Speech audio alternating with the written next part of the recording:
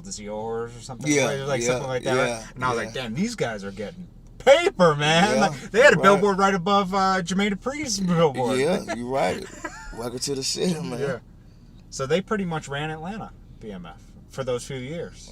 You know, they were a big influence. Yeah, there was a big influence, you know, big influence, you know. They set the bar a little higher, right? Yeah, they set the bar a little higher, you say that. Because you were doing your thing back then, but, you know, they were just like a team of people doing a thing. Yeah, they were like Walmart, right? They had them, we'll be honest, they had them at Chapo plug. Yeah. they had them direct to Mexico. So. Yeah. See, I had this, you know, I ain't no lie, my plug that was down on Miami and West Palm, you know, that was my accent was that, man, you know. Yeah. But, you know, my dad, you know what I'm saying, we was in business a long time ago, you know, he used to make the trips. Yeah. My boy Jay, he's locked back up right now, you know what I'm saying, Free Jay, he used to make the trips, you know what I'm saying, down that way, and both ended up getting caught, so, you know, then when my plugs was down that way, West Palm and Miami. Yeah, I mean, it's kind of amazing that, like, two guys from Detroit, usually, like, the plug doesn't fuck with, especially black dudes, right? Yeah. Like, they usually don't fuck with black dudes from Detroit, right? So they were, is that a true thing? Nah, right? That's not true, man, but, you know, but the thing about what they say about blacks and why they don't like to fuck with blacks, because they end up running off sometimes. Yeah, because you hear that in the movies. Yeah. You know, when you see the movie and they're like, no, I won't fuck with him because he's a black drug dealer, you know what I mean? Yeah. And they have to, like, prove to the connect. Yeah.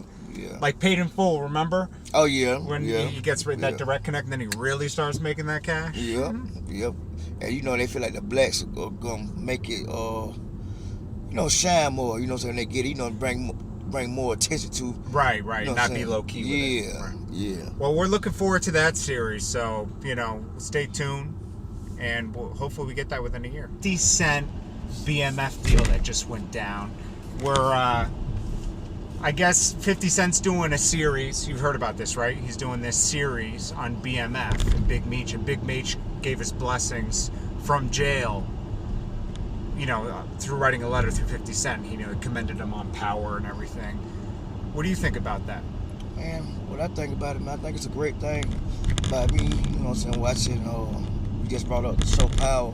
Power's like my favorite show on TV. Yeah, me too. I love that damn show. And, you know, my boy, you got to give shouts out to James St. Patrick, man, Ghost, man, you know, that's my favorite character in the story, man, so, you know, I'm really digging it, and 50 Cent doing a very good job with it, so it will only be right, you know, if he did the BMF story, man, because the BMF story, man, it's a powerful story, man, you know, by Big Meech coming from Detroit, you know what I'm saying, expanding out to Atlanta, doing this thing, you know, the Black Mafia family, you know what I'm saying, it's just, you know, I feel like the story got to be told right, you know what I'm saying, and they're going to have to sit down and do a lot of hours with Meech, the head of the, you know, the organization, and, you know, and others, you know, who was in the organization, man, but, you know, Meech, you know what I'm saying, real dude, man, you know, he stand up, you know what I'm saying, didn't tell on nobody, you know, and everybody look at that, man, good way. Yeah, I mean, he's actually doing a full 30 years, so obviously he didn't tell on anybody, so that's a real dude right there. Now, do you remember, like, those days, those BMF days? Do you remember seeing them ever in the club, or all the money they were spending? Remember seeing those DVDs with it? Oh, yeah. You were in Atlanta during that time. Yeah, basically, you know, I ain't really never was a DVD person, but, you know, Meech, my guy, man, you know, we you know what I'm saying, we kicked it on a couple of different things, man, you know, I love the brother, man, you know what I'm saying, he had big goals, man, you know, there's a lot of hate go on, you know what I'm saying, you know, they'll never want to see you where you at.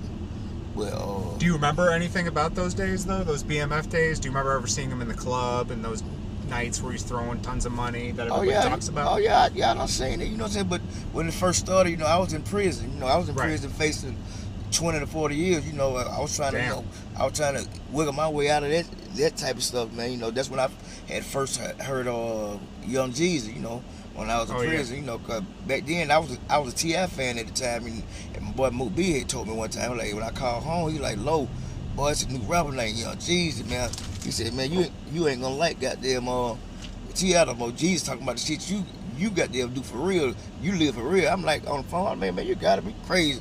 This and this. I said, boy, this and this. So when I got to my camp, and I had bought me a radio, and I was on listen to the radio, and I heard saying, "If it's taking too long to lock up, bring it back." And all this, and I'm like a chef over the stove in Houston. Yeah.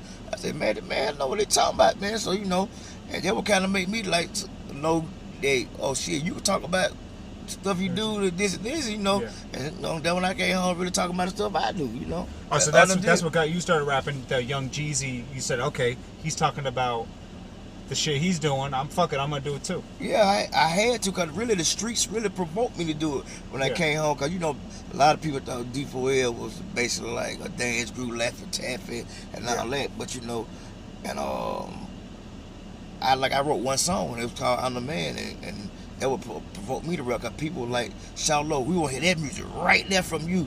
We don't want to hear all that dance and shit. We know you for Bankhead for real. We know you live it for real. We want to hear you. Yeah. In the back of my mind, I said, damn, this is the first song I ever wrote. And I thought I did it by luck, but I just kept writing, doing more songs. I got about my 4th or 5th song, Let's Get It.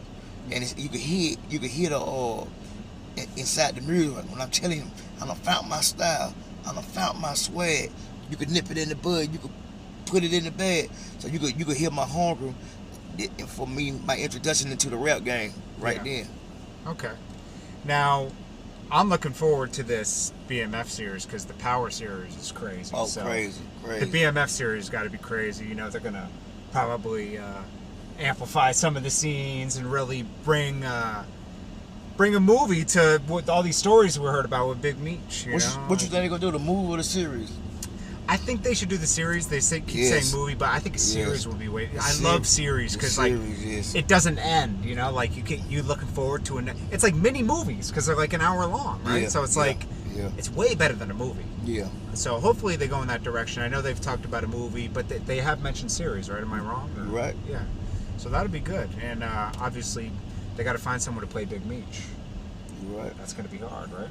I don't think it'd be hard. You know, you got a lot of fake lookalikes out here would love to play Big Meech, so they're down to make themselves look like them if they don't look like them. Yeah, a lot of people have been hating on 50 Cent doing this thing. You know, they were trying to, I guess, DF Hutton. You saw that guy that was like trying to hate on 50 Cent doing the what happened? What did he say? He was saying something about like, oh, he's not really gonna do it, or just hating on it. You know, like some people are hating on the whole, you know, making a movie of the BMF thing, but I think that's a story that needs to be told. Do you remember those billboards that BMF had? Oh yeah, yeah. That was crazy, right? I remember that was my first time coming to Atlanta, 2004, and I saw that billboard, the BMF, the world is yours, or something, something like that. Yeah, and I was like, damn, these guys are getting paper, man. Like, they had a billboard right above Jermaine Dupri's billboard. Yeah, you're right.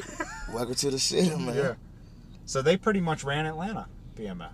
For those few years, you know, they were a big influence. Yeah, there was a big influence. You know, a big influence. You know, they set the bar a little higher. Right? Yeah, they set the bar a little higher. You say that because you were doing your thing back then, but you know they were just like a team of people doing a thing. Yeah, they were like Walmart. They had them. We'll be honest, they had them at Chapo plug. Yeah. They had direct to Mexico. So. Yeah, see, I had this, you know. I ain't don't lie. My plug that was down on Miami and West Palm. That was my accent was that, man. Tell me a crazy story from your days before rap, your drug dealing days when you were the biggest drug dealer. Tell me a crazy thing that happened. Just one story. Pick one. I know you have a lot. You have a movie's worth. Well, I got a whole lot of crazy stuff. Tell me the time remember that time you told me about the money missing? When I got a break-in happened to me one time? Someone took the money from the ceiling? Oh, God. Man, I was, you know, I had, back then, this was probably around 2000. Yeah.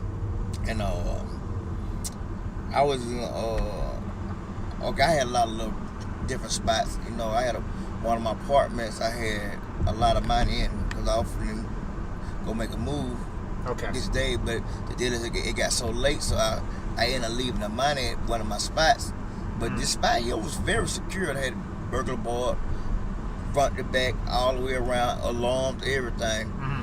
So the next day I was shooting pool at my main house I had in Stone Mountain.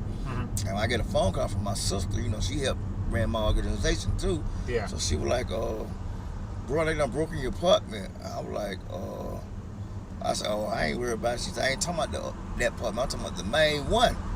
So when she said that, it seemed like my heart like left my body or something. Because I knew what was in that apartment. It was $179,000 cash in that apartment. Oh, shit. So I was asking them.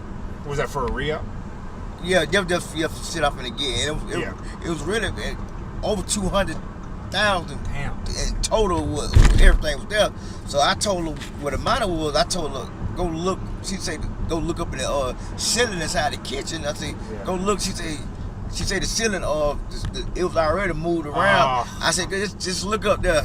She said, bro, it's gone. I told her, man, I couldn't believe it, man. Like, boy, I told her, man, that was like the first time that ever happened. But how do you recover from something like that? Oh, I was a $1 million street dude at the time. Okay. But the deal is, it's just. Is that part of the game though? It's part of the game now, cause before I came to be a big guy, I used to be a robber too. So I know how it goes. So it's kind of like karma at the same time too. Yeah. So you gotta take. It gotta come. It come. Did you with ever it. find who did it?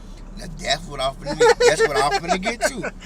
And guess what? What? I believe it was my connect who got me. I'm gonna tell you why. Why? Cause it never showed in the street. Oh. Like, cause if anybody regular who'd got over $200-something thousand from got you, a little flash. they would have been flashing about cars or this. It never showed. It was kind of like Goodfellas. Remember when they did that big heist and then he's like, "Don't buy anything." And everybody's coming to cars and minks. But nah, it wasn't like Goodfellas. Nah, they didn't buy nothing. Like you didn't. It wasn't seen. See, the only person who knew I had that money there was my connection. But the deal that I probably got the stuff that day, but they put me off and told me to wait till tomorrow. Yeah. So I ended up to take the money with me and left it there. And the next day, it's gone. And guess how they get the money? Because the apartment was burglar barred all the way up, and they put a tall ladder to a top one. Oh, come on. And went inside that motherfucker. Spider-Man? Boy. They did like that man who climbed up goddamn the Trump Tower, goddamn. Boy, I was goddamn drunk behind that, man. Oh my gosh. So what did you do? Did you call him out? No, I ain't not. Like, what I'm saying is, it took me a long time to think about that, because... Oh, so you figured out, like, too late. Later, like who could have did this? Because I just knew that kind of money. Did you still go to that connect to re-up, too? So he got that money, too? Oh, no, I'm talking about right at the time. Yeah. I didn't know. That's what I'm trying to tell you. Like, no, but what I'm saying, like, on top of that, if he robbed you for that money, right? I don't know for sure if it was him or not. But say he did it. Just say he did it. Okay. Did you go and get another re-up from him? Yeah. So he got double. You got double. I don't know. See, but if he did, if he did, yeah. Hypothetically. Yeah. We're not. You can't place the blame. So first, let's talk about his recollection of BMF at that time right now, and then we'll get into BMF, the world is yours, or something. Yeah. Something like that. Right? And I was like, damn, these guys are getting paper, man. Like, they had a billboard right above Jermaine Dupri's billboard. Yeah, you're right. Welcome to the city, man. Yeah. So they pretty much ran Atlanta, BMF, for those few years.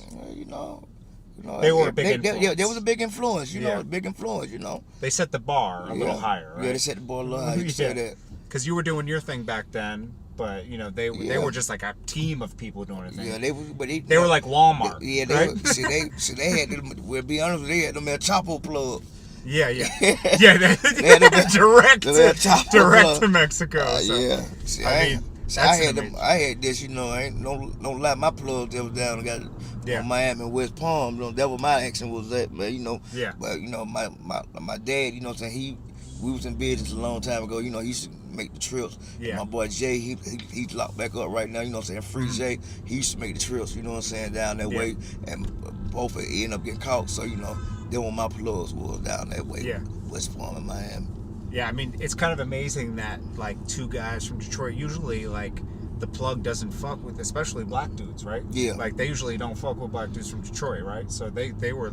Is that a true thing? Nah, that's not true, man. But but the thing about what they say about blacks and why they don't like to fuck with blacks, because they end up running off sometimes. Yeah. Because you hear that in the movies. Yeah. When you see the movie, and they're like, no, I won't fuck with him because he's a black drug dealer. You know what I mean? Yeah. Then they have to like prove to the connect. Yeah.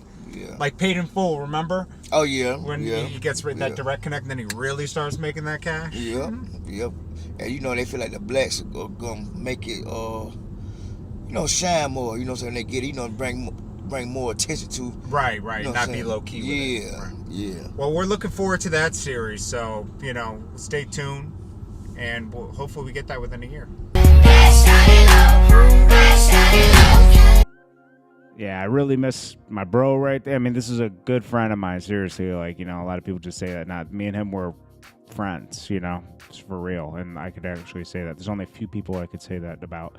Cormega, him, maybe a handful of other people that are actually, you know, I'm talking about artists.